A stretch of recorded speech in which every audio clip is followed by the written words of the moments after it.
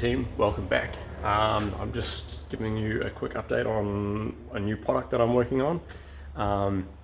Most of you will have seen in my other videos these conversion kits, try and get it in frame, that kind of bolt onto these cabinets, the SB-200s, just in the little bucket and the pump underneath. So it's probably one of the quickest ways of getting into this. Nice and simple, basically slide the bucket underneath. Once you've cleaned everything out, a few screw holes, really quick, easy way of getting into them. But heaps of people wanted to know whether or not we could put washdown systems or similar on, and I just haven't had time in the past to actually look into it. I had an idea of how I'd go about it, and now I'm just at the testing stages. So as you can see, it's just these cheap stackable boxes. These ones are Systema. You can see the pump on the top. This is just for testing. It's a pump that's a bit faulty. You'll hear it clicking on and off because the valving in it is a bit worn, or there was an issue with it. I haven't pulled it apart yet to check what's going on with it. But if you have a look just under here, we've got this other little box. And the way I've designed that is get rid of the single pedal that comes with the original kit. This one will plug in place. Then you can see here, this is a 4-core cable there running down to 2 pedals, and one of them will control over here a little solenoid, and that runs the rinse down on the cabinet, and then the other one basically just passes through and then goes back into this. So it's all designed so it's kind of modular, and if you already have one of these, you can just get one of these and it'll basically all plug up.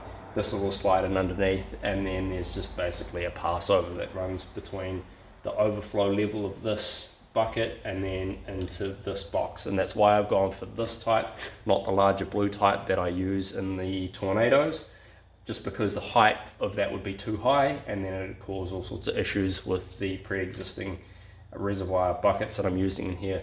So if I just flip it over and I'll just run through a couple of things. So it uses the same C-flow pumps that I use on the Tornadoes. Like I said, different boxes. It's got a similar kind of setup. You can see in the back left-hand corner there is the overflow, and then that runs down into the bottom where it picks up here through that filter system. You hear that pump cycling, and then up through the solenoid box, and then that runs up. On the side here, this is a single, it's just kind of a bulkhead here, runs a 1/2-inch bulkhead fitting, run through into the inside of the cabinet. You can see it on there very well. But if I just go in there, see how it comes through there, and then up into this rinse bar. Now I've also got a design, I haven't put it in yet because this one here, I already had this bulkhead put in while I was using it as a dry blaster. So I'll use that, and I can then put in a washdown gun. I may do at some stage, but you can see this runs through up there, through that bulkhead into the rinse bar, and then if we close this, I step on the pedal, so it just rinses that off.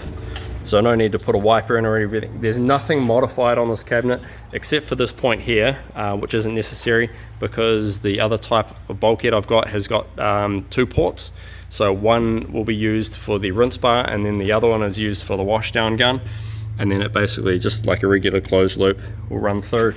The biggest issue that I'm trying to deal with at the moment, you can see that outlet just there, another 3D printed outlet, and it's just to try and prevent too much media coming through. This hasn't been used too long. It's a little difficult to see in there.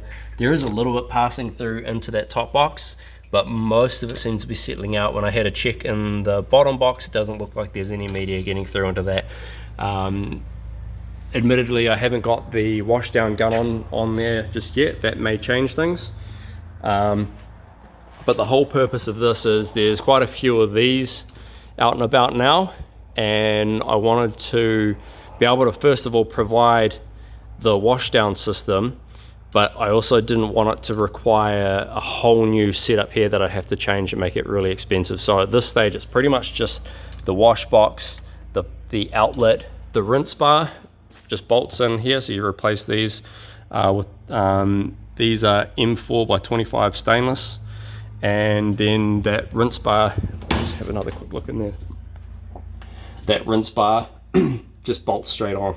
So there's no modification of the cabinet on this side. I have used up this vent here that quite often people use for like bilge blower fans or something for venting the cabinet, but I found if you've got enough water coming through your gun, then fogging isn't too bad. And then you've got, obviously with the bottom of the cabinet open, you've got the ability for the air that's coming in through your gun to exit out through the cabinet, both there and then also through the back of the cabinet down there. So the cabinet still breathes okay. But that's where I am with that. I'm just doing a bit of testing, make sure that it is gonna to work well.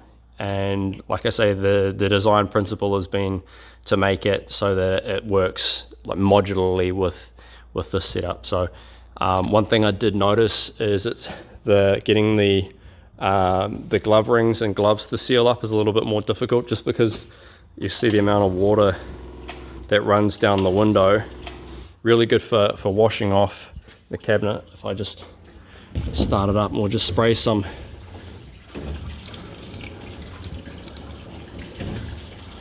Maybe I've got it.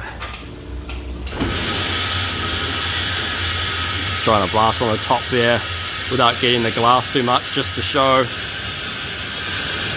Getting a little bit more. So it's a little difficult to see in there, but you see, yeah, rinsing off nicely. I may have another go at that. We'll just stop this. Compressor's a little bit loud. I may do another clip that I might just put in at the very end of it, blasting, and then how dirty the screen gets and how well it works. But that's where I'm at the moment. What I've done is I use the power supply for the pump to run the solenoid as well. One of the design issues that I had was how I was going to power that solenoid from here, and I was concerned that I was going to have to modify these, and then I'd have to provide another box with this to make it work. So the way I ended up getting around that is the power supply for the pump actually runs through the box, and then I can tee off that and then use the pedal switches to actuate that solenoid. There's also a second port in that solenoid underneath that I will be teeing off, and then the hose that comes from that, it's actually on the inlet side before it goes through the solenoid. So then that can be fed round up to either this bulkhead I've got on mine, but primarily up to this bulkhead in the side, the twin port type, and then that'll run through to the washdown gun. So that's just a bit of an update. As to whether I'll provide that as a product or potentially it might just become digital, I'm not exactly sure how I'm going to do that yet.